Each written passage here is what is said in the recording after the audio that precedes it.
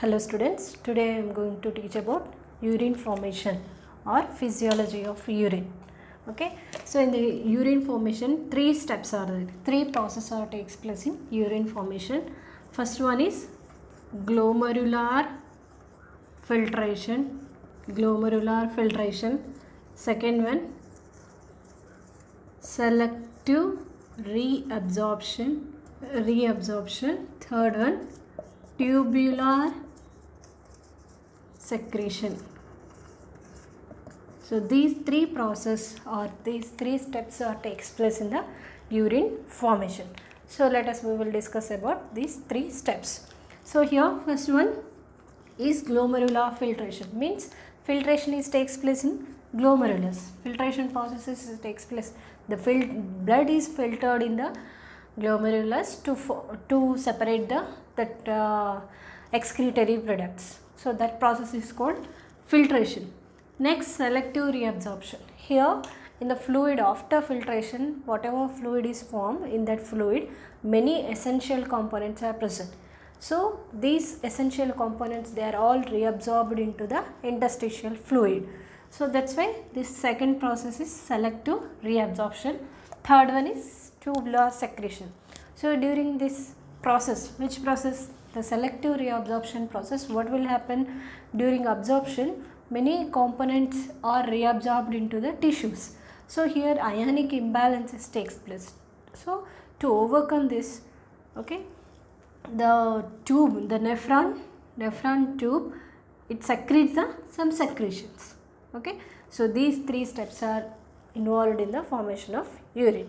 So first of all, we discuss about glomerular filtration. Okay, so glomerular filtration takes place in the glomerulus. So here, for example, this is the Bowman's capsule.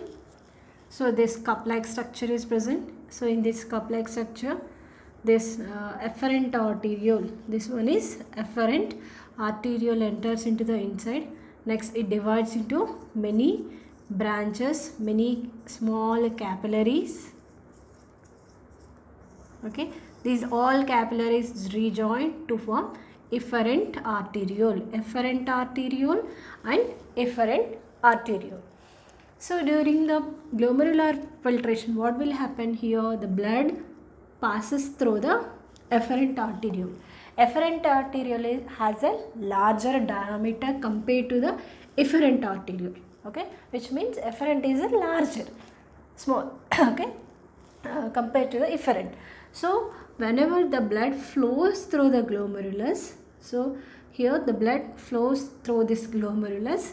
So whatever components are present, they are filtered into the Bowman's capsule. Okay, so this process is called glomerular filtration. So this filtration takes place in the glomerulus. That's why this filtration is called glomerular filtration. Next here, so in this glomerular filtration, mainly some pressures are involved in the filtration. These pressures are very, very important. So whenever the blood flows through the efferent, so here this is the blood flows through the efferent arteriole. So this blood has some pressure, some pressure, that is called hydrostatic pressure. Hydrostatic pressure of blood. So it is about normally 60 mmHg. Okay, it is about the pressure mainly. It is always maintain about 60 mmHg. Which one? Hydrostatic pressure of blood. Next, this is the main pressure. So this pressure is opposed by another pressure. So that one is colloidal osmotic pressure. Colloidal osmotic pressure. So this pressure, the colloidal osmotic pressure is provided by that albumin proteins. The proteins are present in blood. Albumin proteins are present in our blood. So these proteins provide the pressure.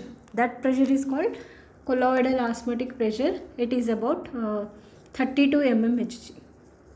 So normally it is about 32 mmHg. Next one, the Bowman's capsule, the hydrostatic pressure of Next, hydrostatic pressure of Bowman's capsule. So here in Bowman's capsule the filtrate is formed. So this filtrate has also some pressure. So that pressure is called hydrostatic pressure of Bowman's capsule. It has 18 mm Hg. So normally it maintains 18 mm Hg. So here the main pressure is hydrostatic pressure of blood. So it is 60 mm Hg. So remaining these two, colloidal osmotic pressure and hydrostatic pressure of Bowman's capsule, these two together they works against to this hydrostatic pressure. So we can calculate the net pressure. How much is the net pressure? 60 minus this 32 plus 18. Okay. So finally 10 mm Hg. So this 10 mm Hg is very important for filtration process. So this is called glomerular filtrating pressure. Glomerular filtration pressure, GFP, means glomerular filtration pressure is 10 mm Hg. So this 10 mm Hg is very essential for filtration process. So this pressure is help for the filtration process. So during this pressure, whatever components are present in the blood, okay, whatever components are present in the blood, okay, they are all filtered into the Bowman's capsule, but except blood cells and large proteins,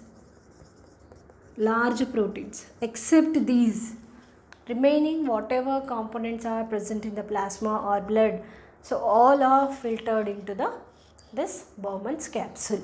So as a result, to form filtrate, so that filtrate is called ultrafiltrate or primary urine. So here in this primary urine, many essential components like amino acid, glucose, vitamins, water, salts, sodium chloride salts, excretory products, urea, uric acid, ammonia, like all components are present in essential and non-essential components are present in the ultrafiltrate. So during filtration process, what will happen? The filtration, whatever substance are present in the blood, so except blood cells and large proteins, they are filtered into the Bowman's capsule through the filtrate membrane.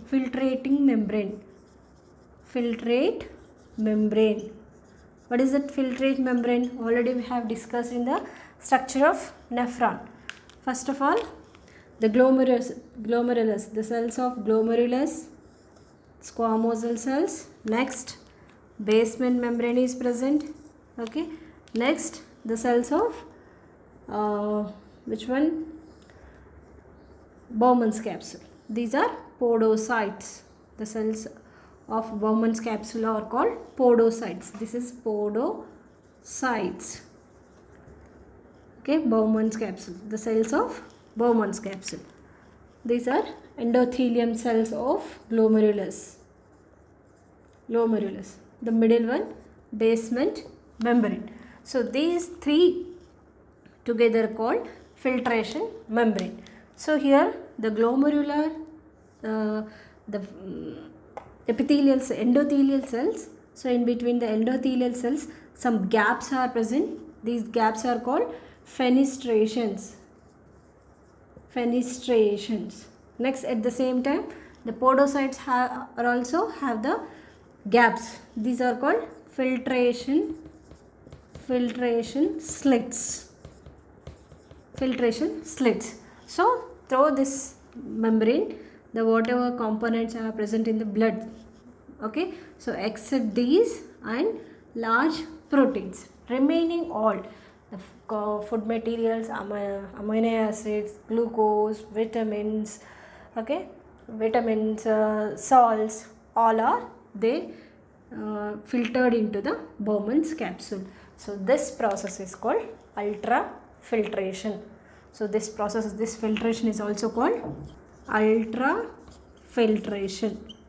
Okay, because the filtration takes place in glomerulus, that's why this is called ultrafiltration or glomerular filtration. Okay, so this is about filtration.